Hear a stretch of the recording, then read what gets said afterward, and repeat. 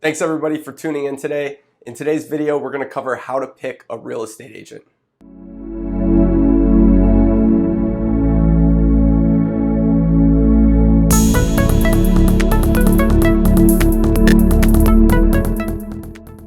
In today's market, everyone knows a real estate agent. You may even know a few yourself. But when you're picking a broker to represent you either on the buy side or the sell side of a transaction, it's important you keep these three things in mind when interviewing brokers. The first is you're going to want someone who is trustworthy. So, this is a very stressful process, and you want to make sure that someone is going to put together a detailed analysis of either the property you're purchasing or the property you're selling prior to listing or buying a home. The reason for that is, on the sell side, homes that are overpriced from the beginning actually sell for 2 to 3% less than if they're priced at the market when they hit the MLS. That's leaving a lot of money out of your pocket and potentially makes the process a lot more difficult. Now on the buy side, you want someone who's going to be able to put together a detailed analysis of the property you're buying before you write an offer. And the reason for this is we want to know what the walkaway number is of the property.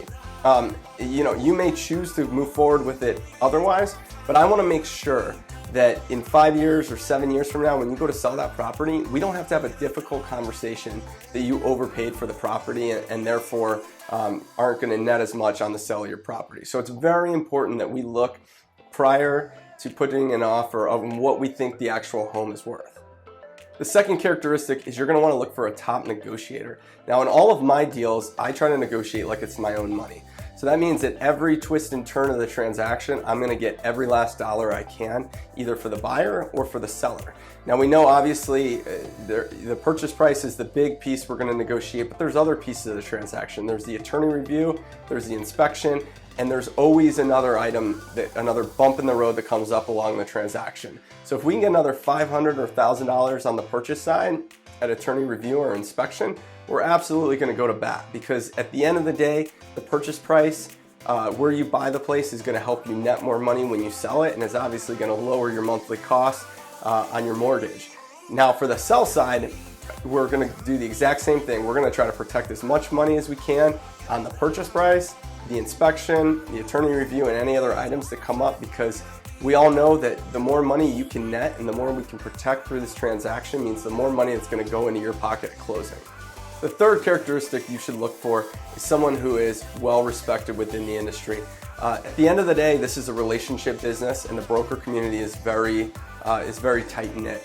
So if we get into a multiple offer situation and it's a tie, a broker with a strong reputation that brings vetted buyers to the process is going to get an edge over someone else that's maybe less known in the industry or doesn't have as good of relationships.